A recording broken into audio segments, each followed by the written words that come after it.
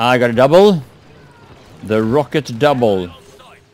Hi guys, this is MattiAce, and I'm coming at you here with a video where I would like to compare Battlefield 1 with my beta experience of Star Wars Battlefront 2. Now, I have a lot of mixed feelings about the Battlefield 1, which I'm playing now, and I have for quite a while been looking forward to, I would say, a game that can replace it. Now, to some degree, I actually really did enjoy the beta of Battlefront 2, but there was quite a number of things about this game that I don't like, and the way things are at the time that I am editing this, I am not going to buy Battlefront 2. None of that is written in stone. So first off, I would like to bring up some of my positive reactions from trying out this beta. And the first thing I would like to point out is that the game seemed to run and work rather good. Things just seemed to work as intended, and that is something that we would like to be able to take for granted with the AAA title. Unfortunately, my experience with Battlefield games is the very opposite. Now, I'm sure there were bugs that people reacted to that I didn't notice, but personally, I felt that this game worked much better in many regards than Battlefield that we have been playing for over a year, and I'll elaborate quite a lot on that during this video. Now, Battlefield is stylistically or genre-wise my type of game, and unfortunately, there are very few games that are similar to the Battlefield series, or similar enough, in my opinion that is, that we have enough to choose from.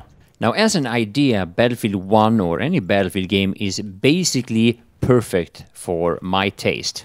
Unfortunately, though, the Battlefield series has a tendency to always cause a lot of frustration. There are many things that just simply don't work as a game should, and as a PC player, you always feel left out and unappreciated, and it seems like all patches, changes, and all balance decisions are always based on the console versions of this game, never in any way in regard to what it's like to play this game on PC. Now, one of the most irritating things in Battlefield 1 are things like the fact that you get stuck in a lot of areas on the map. There are many tiny little obstacles that hinders you from moving forward, even though they really shouldn't.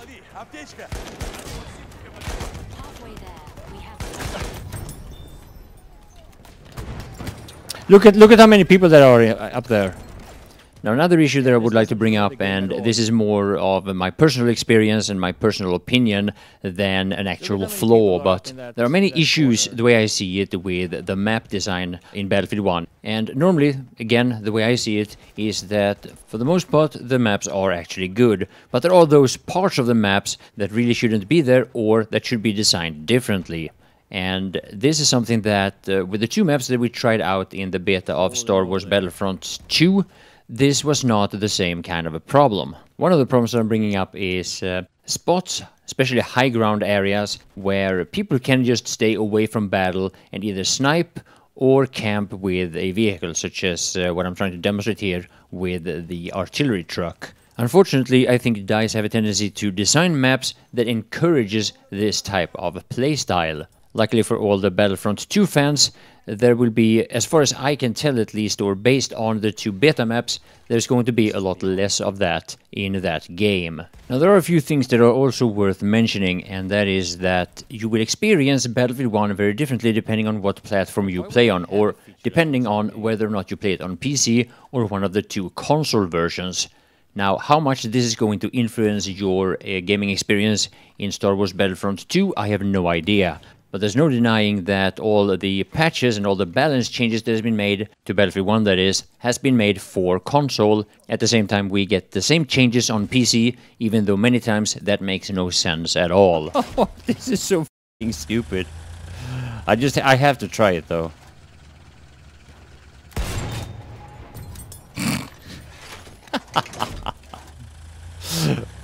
I mean, sometimes, you know, when I get these kills, sometimes, in rare occasions, I actually hit the target. But that's not required. Normally you just hit somewhere in the vicinity. Oh, that was a kill.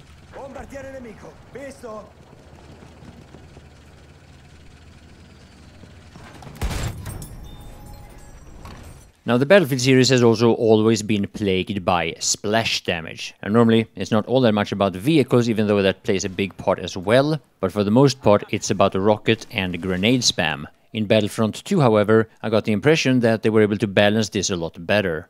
Now, both of these two games have 4 main classes. Now, obviously, there will be balanced discussions between the classes in both games, but I got the general impression, again, that for the beta experience, Battlefront did this better than the way we've seen it, for the most part, in Battlefield 1. And yes, I'm saying it again, these are my opinions.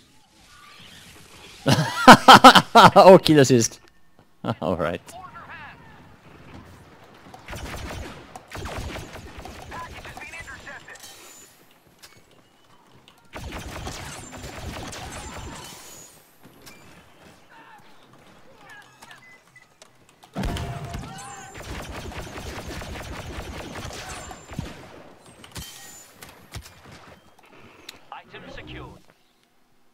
That was a tough fight.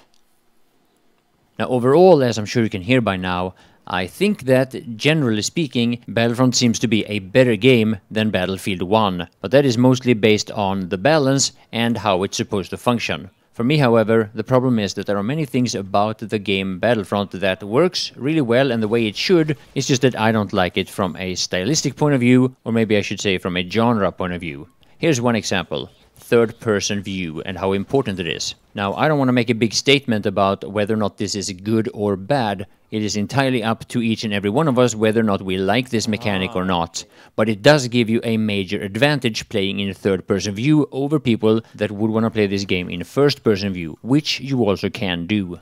Now, in Battlefield you have a variety of classes, or pickup classes I would say, that are more powerful than the 4 main classes. There are similarities to this in Battlefront, but if you want to play any class except for the 4 main classes, you have to earn points to get there and then spend those points once one of those classes, or vehicles actually, are available. And during the beta I noticed that there were a few classes that had some balance issues, but nothing that seemed out of the ordinary in terms of balance problems for a beta. I mean, this is one of the things that a beta is supposed to test. For example, the Flame Trooper that I'm going to go up against just in a moment here costs 3,000 battle points, while the Rocket Jumper, or well, it's called a little bit different depending on what faction you're playing on, is, in my opinion, a lot stronger. I had a lot more success with it, but it only costs 2,000. So that's probably one of the things that they are going to look into, but yeah, we'll see about that. Now, there is a Flame Trooper in Battlefield 1 as well. There are also other more powerful classes that you can play, but none of them requires you to earn points in order for you to use them. The way it works in Battlefield is more like you have to be the first one to get it, either by being the first one to spawn it once it's available or in the beginning of the round, or to be at the right place at the right time on the map so that you can be the first one to pick it up. Now, because this works so differently in Battlefront, or in Star Wars Battlefront 2, this actually made me a little bit surprised. Because being that it is the way it is with battle points, it will most likely favor very good players who quite quickly earn their battle points so that they can get their favorite, more powerful character or vehicle, therefore allowing them to more easily dominate less strong or less experienced players.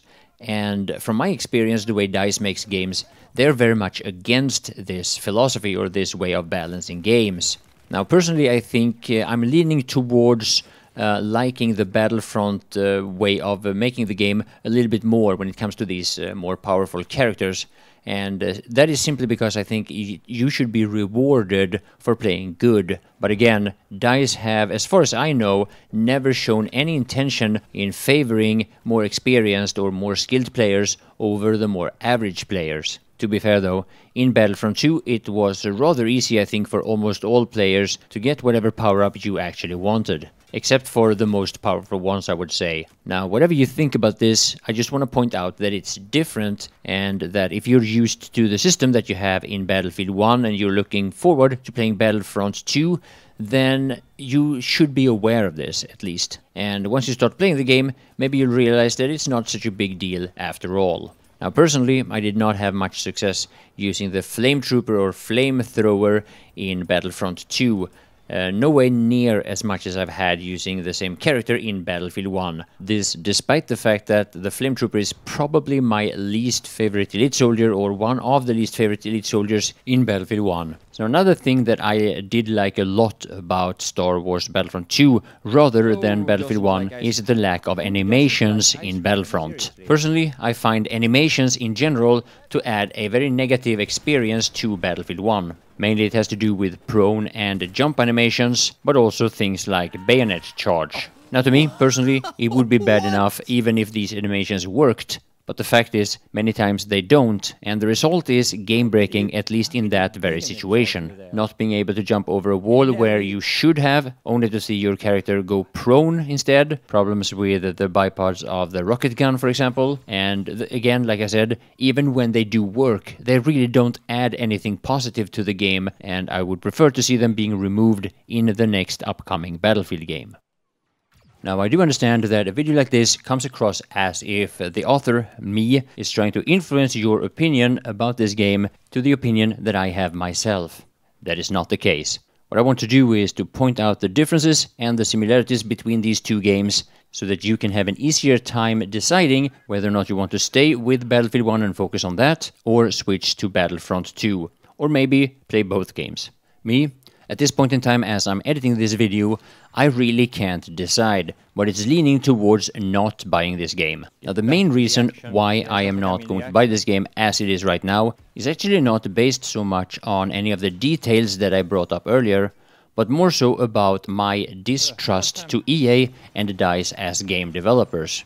Yeah, basically what it is that I just have very, very little faith in the company EA, and I want to point out that it's EA that I'm pointing towards and not DICE, because EA is the owner of DICE and they are the ones taking the main decisions. Either way, this is not meant to be a blame game in any way, but in the past I have had a lot better experiences playing the beta of a game than the game after it's been released. This has happened several times, and that makes me just feel uncomfortable paying for a AAA title that I feel like I'm probably going to be disappointed with.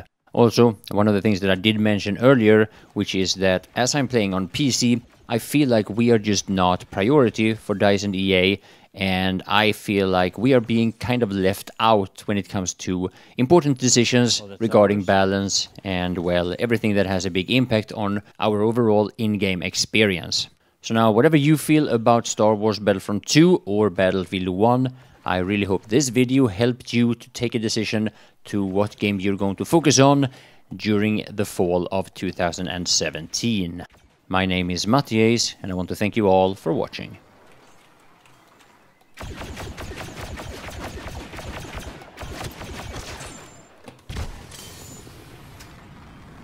Oh, he's up there.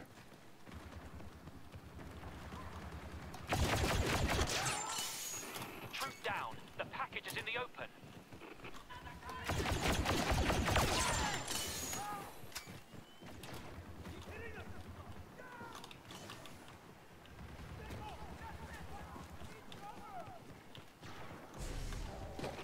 Protect our carrier. Whoa. I thought that C-3PO was a enemy. Will it be a pay-to-win game? It could be. This could possibly be a pay-to-win game, yes.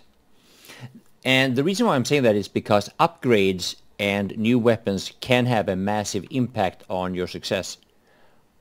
So if you have a possibility to pay for that and get an advantage by doing so, then yes, there is a pay-to-win factor to consider in this game, which of course is yet to be seen though. We're taking E.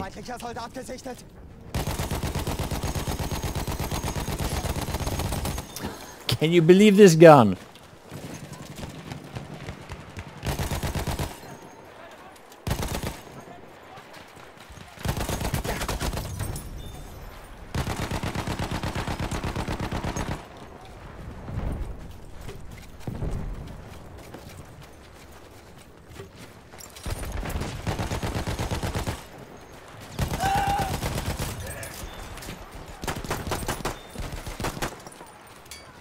Ich habe ein bisschen Munition übrig. We have taken objective George. How did I do Hier, that? frische Munition. Feindlicher Speer gesichtet. Hier, Munition für dich. I'm gonna go for these guys, because why not?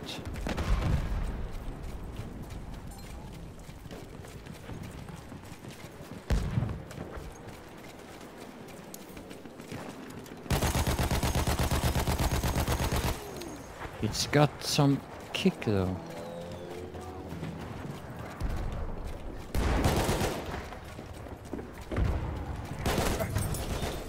There is no escape!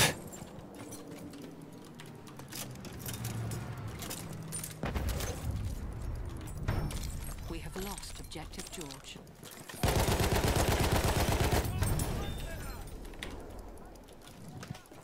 Munition, hier.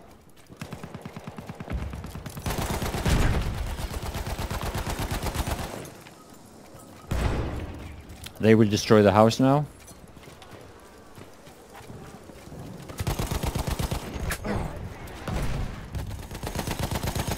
We have taken objective Edward.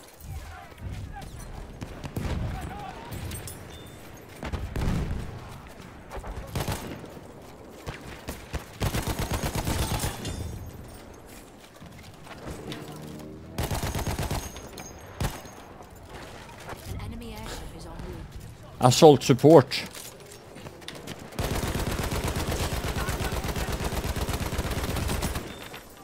See how that the reticle there? It's also hard to see that.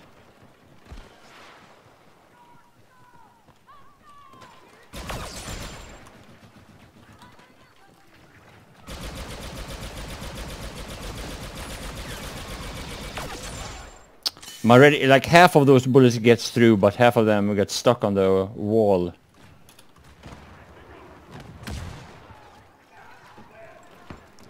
It's another camping position that shouldn't be in a game. Enemy forces picked up the package.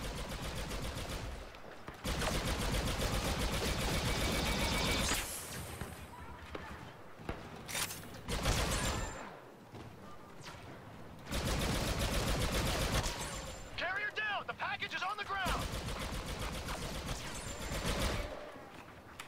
Why do they never learn with these camping positions? Typical EA.